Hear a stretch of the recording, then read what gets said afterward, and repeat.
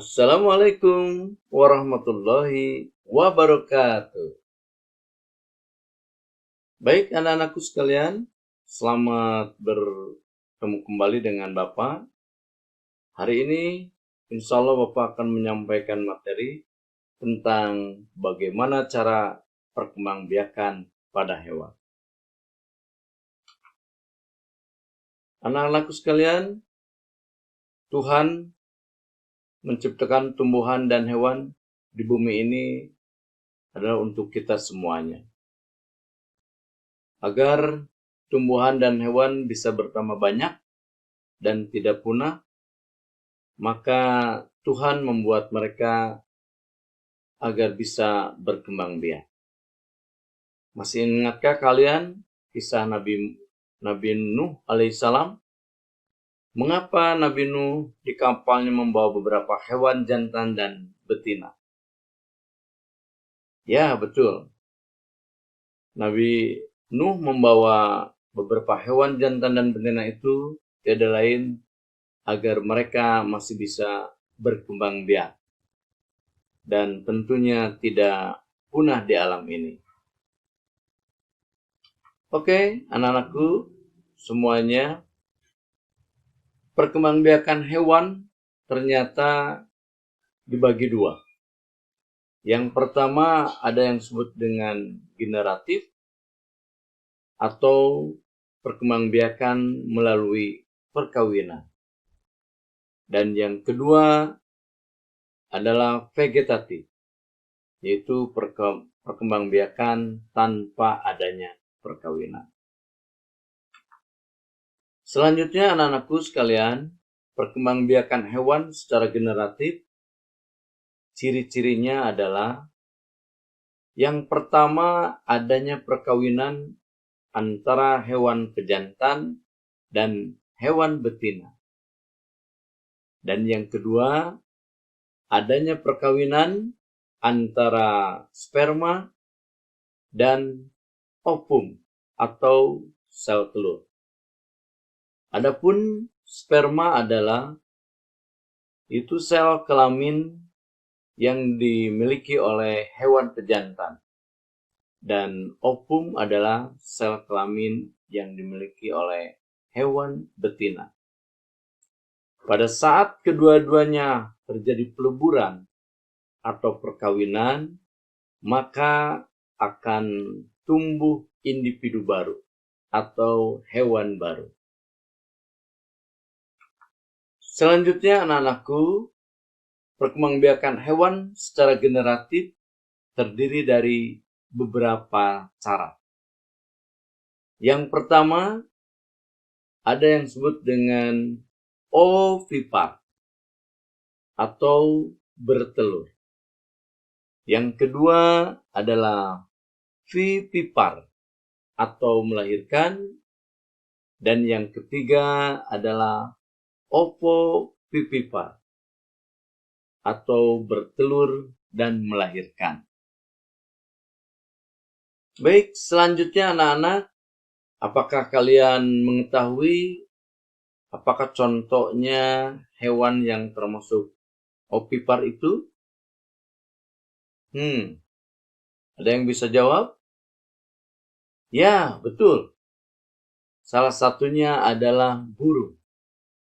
Burung dapat berkembang biak dengan cara bertelur atau ovipar. Selanjutnya anak-anak, kita bisa lihat beberapa contoh yang lain. Ada yang disebut dengan hewan reptilia. Ada buaya, ada ular, ada penyu atau kura-kura, dan ada pula penguin. Selain tadi burung yang disebutkan. Ada satu lagi adalah cacing juga bisa masuk, ya. Itu cacing bisa bertelur juga.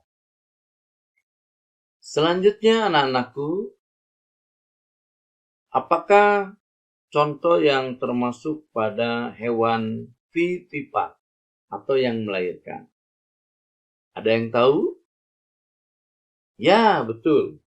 Salah satunya monyet. Ya, monyet itu adalah salah satu hewan yang vivipar atau melahirkan. Baik, selanjutnya kita lihat contohnya apa saja hewan-hewan yang melahirkan. Yang pertama ada kelelawar. Kelelawar ini adalah salah satu hewan mamalia yang satu-satunya bisa terbang. Kemudian ada orangutan, ada jerapah, dan ada gajah.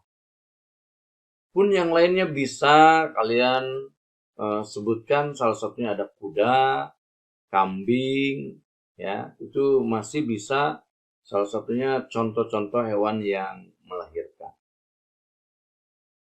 Selanjutnya adalah anak-anak, yaitu tentang hewan-hewan yang termasuk ke dalam ovovivipar atau hewan yang bertelur dan melahirkan. Ada yang tahu? Ya, betul.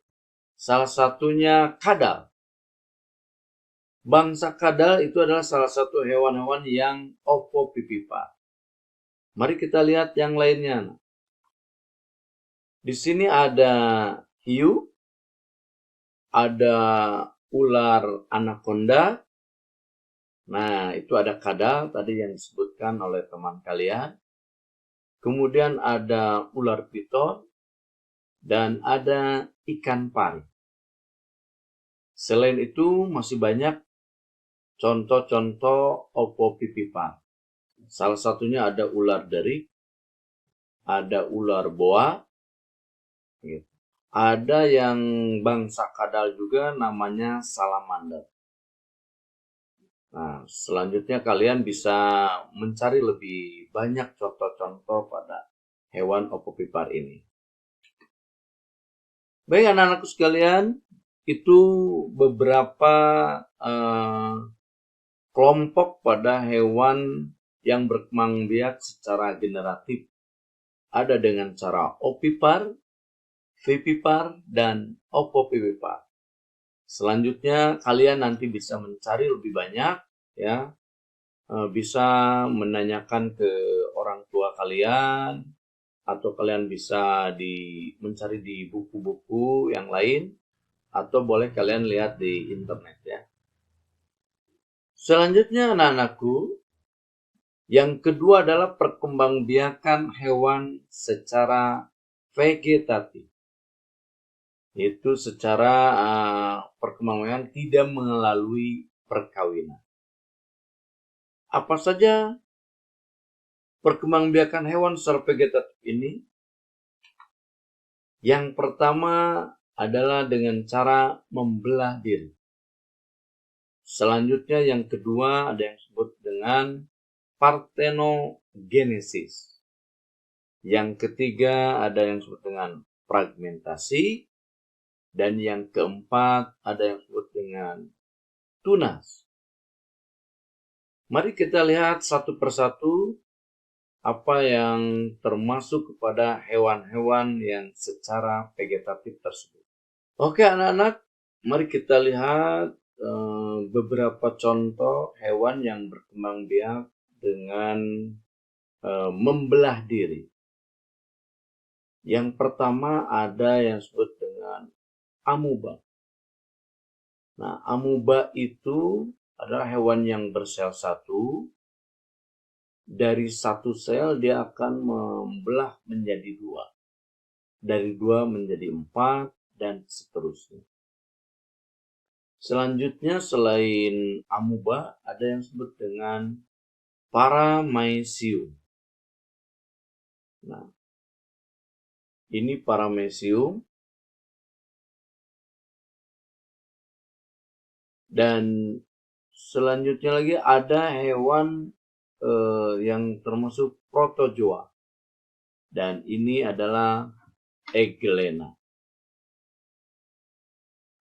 Selanjutnya adalah hewan parthenogenesis.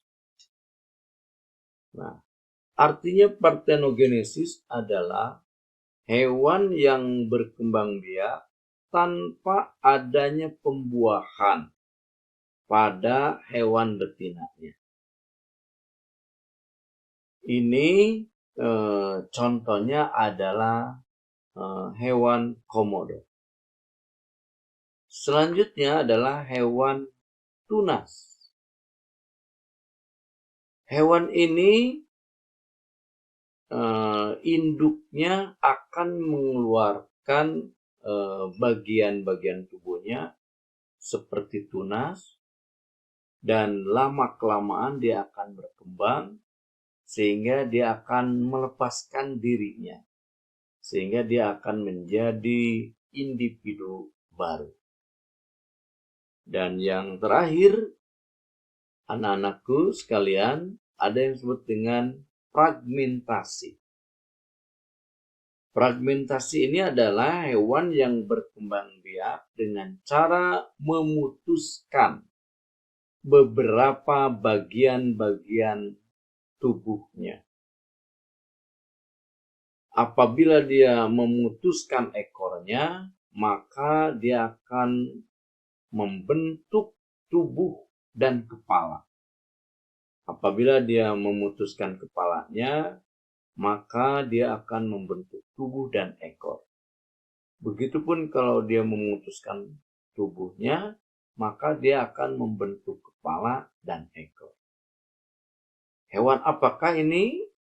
Ini salah satunya ada yang disebut dengan hewan planaria atau cacing pipih. Kemudian ada juga cacing pita, dan ada juga hewan laut yaitu bintang laut.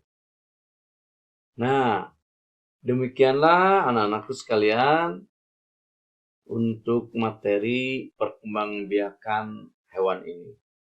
Semoga kalian bisa memahaminya dan kalian bisa mencari beberapa contoh-contoh yang lainnya.